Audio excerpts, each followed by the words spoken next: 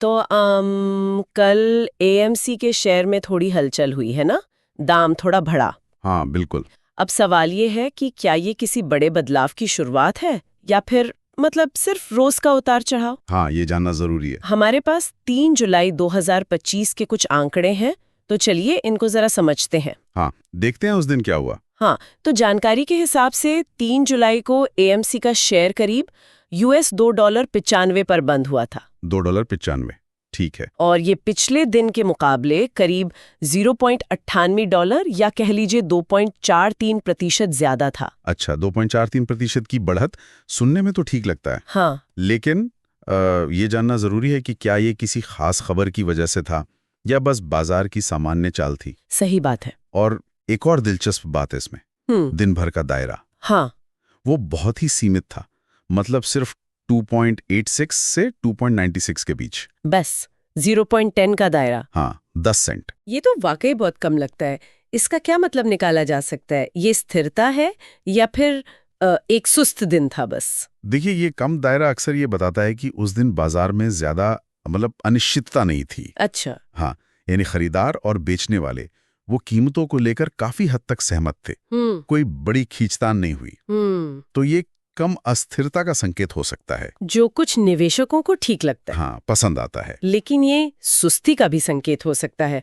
हो सकता है किसी बड़ी खबर का इंतजार हो या शायद छुट्टियों जैसा माहौल हो, कुछ भी। अच्छा, और ट्रेडिंग वॉल्यूम, क्या वॉल्यूम से कुछ और पता चलता है? हाँ बिल्कुल, वॉल्यूम एक और अहम कड़ी है इसमें। हाँ। उस दिन करीब 6.6 मिलियन शेयरों का कारोबार हुआ। 6.6 मिलियन? हाँ, अब सवाल ये है कि ये 6.6 मिलियन ये पिछले कुछ दिनों या हफ्तों के औसत वॉल्यूम के मुकाबले कैसा था? अच्छा, औसत से तुलना करनी होगी। बिल्कुल।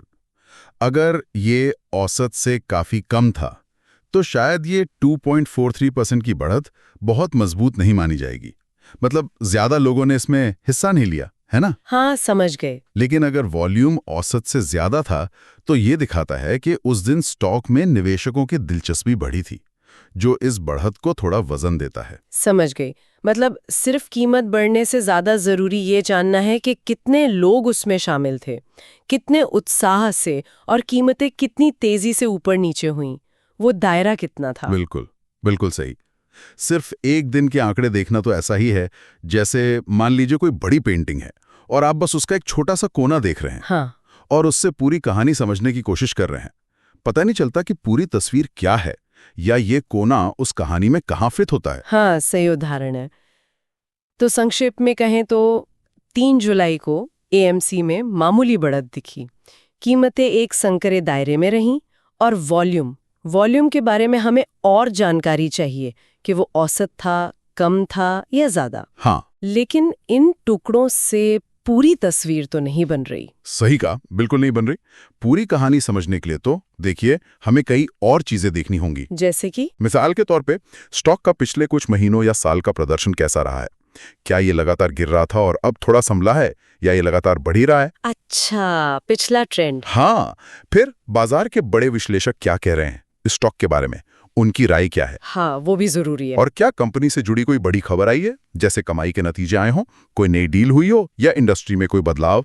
तकनीकी चार्ट्स क्या संकेत दे रहे हैं, ये सब? हाँ, ये सब जाने बिना तो 3 जुलाई के ये आंकड़े वाकई हवा में ही लगते हैं। इनका कोई मतलब निकालना मुश्किल है। बिल्कुल। और ये हमें एक जरूरी सवाल पर लाता है ना, कि ये एक दिन का आंकड़ा या कोई भी अकेली जानकारी उस स्टॉक या कंपनी की बड़ी कहानी में कहाँ फिट होती है। तो ये सिर्फ रोजमर्रा का उतार चढ़ाव है जिसे बाजार का शोर कहते हैं, या फिर ये किसी गहरे लंबे चलने वाले ट्रेंड का कोई शुरुआती संकेत है?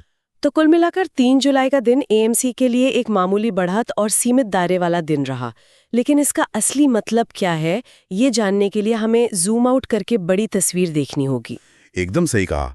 और ये सोचने वाली बात भी है ना, आजकल की दुनिया कितनी तेज है। हाँ, बहुत। हर पल नई जानकारी आ रही है। तो क्या हम अक्सर किसी एक छोटे से डेटा पॉइंट या एक खबर के आधार पर बहुत जल्दी किसी नतीजे पर पहुंच जाते हैं? हाँ, ये होता है। तो ये विचार करना जरूरी है कि पूरी तस्वीर देखे बिना अधूरे